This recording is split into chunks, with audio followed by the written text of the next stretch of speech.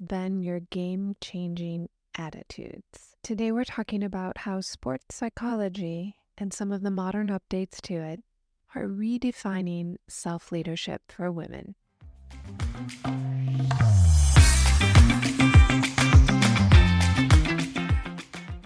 Welcome to The Modern Creative Woman, exploring the art and science of creativity. This is the podcast for women who want to elevate their creativity and start applying creative thinking in their everyday lives.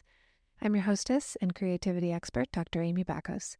I'm a licensed psychologist and a registered and board-certified art therapist with almost 3 decades helping women live their authentic lives. At The Modern Creative Woman, we are obsessed with helping you build your creativity and self-leadership.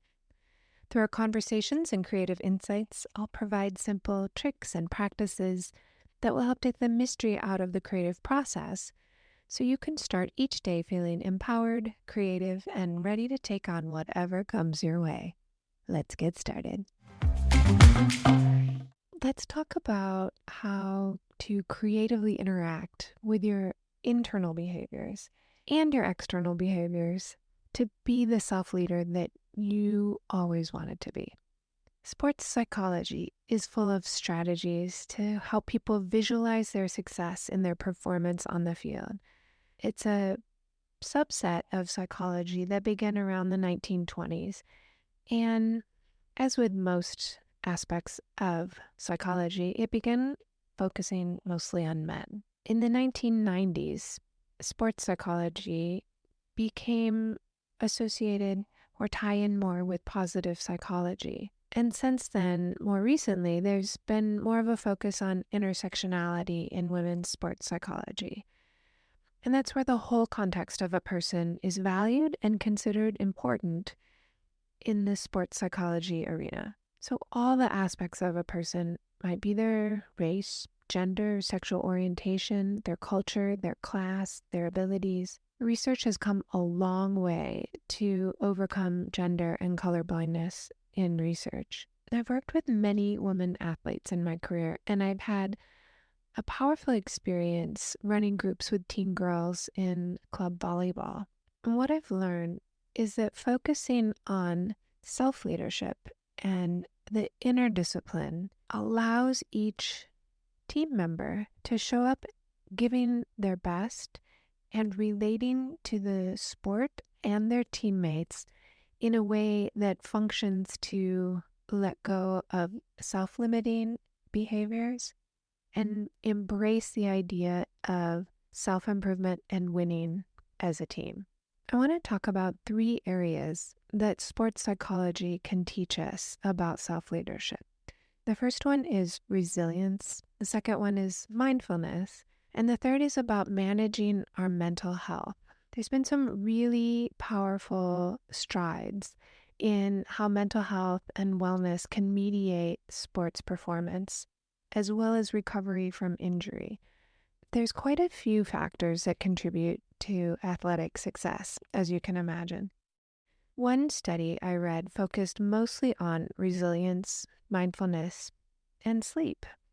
And the role of anxiety and depression in sports-related injury is another key issue that people who are athletes or who are invested in an athlete have to be able to recognize and manage. And that's how to think of the self when injured and unable to play sport.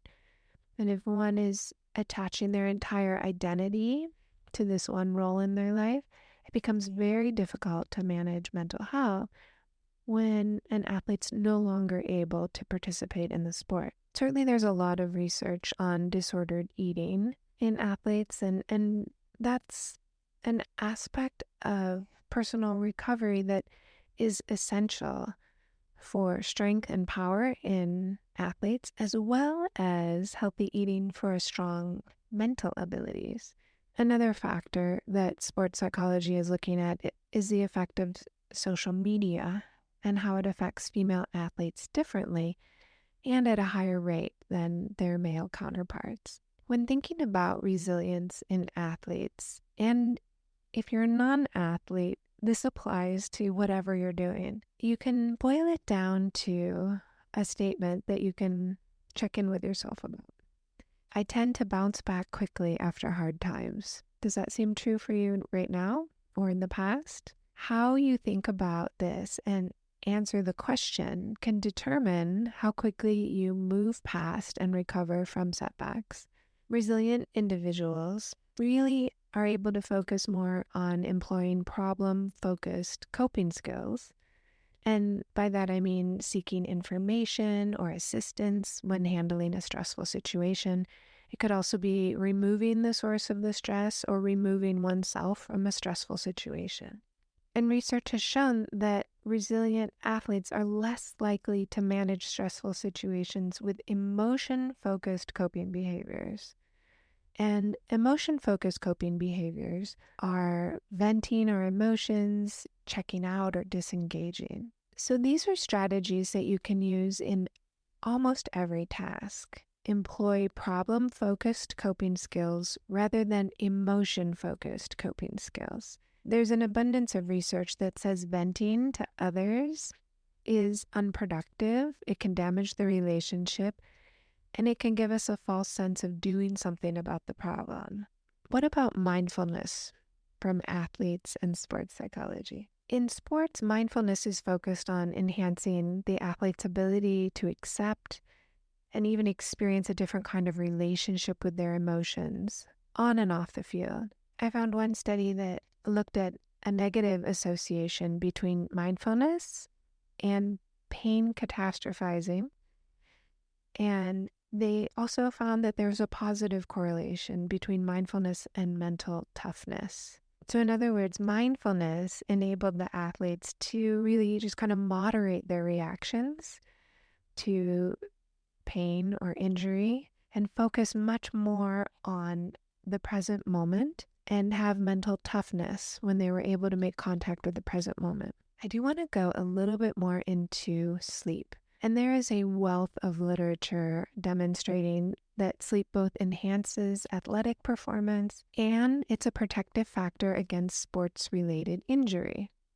And furthermore, there's several studies that show when athletes are not getting the sleep they need to perform, they complain about greater mood disturbances. And this is consistent with other studies around mood disturbances, so that's depression and anxiety, and how a lack of sleep increases those unwanted symptoms. I'd like to mention how managing our mental health can increase and improve our performance. I found a study that showed the rates of anxiety and depression are highest among female athletes in general, and women are more likely to experience these two disturbances in mood, depression and anxiety. Post-traumatic stress disorder or acute stress disorder are considered anxiety disorders as well. I think it's not surprising that female athletes have higher rates of anxiety and depression than their male athlete counterparts. I found a really surprising study, and it was with 112 NBA members. And the study found that late night tweeting activity, so they're up late on their phone, resulted in making shots at a lower rate, 1.7 percentage points less. So this is a reminder to never underestimate the power of a small habit. That late night tweeting habit decreased their success at making basketball shots. Research also showed that the distraction of social media is, certainly a concern for male and female athletes, but female athletes seem to disproportionately suffer from the negative effects of body image portrayed in social media.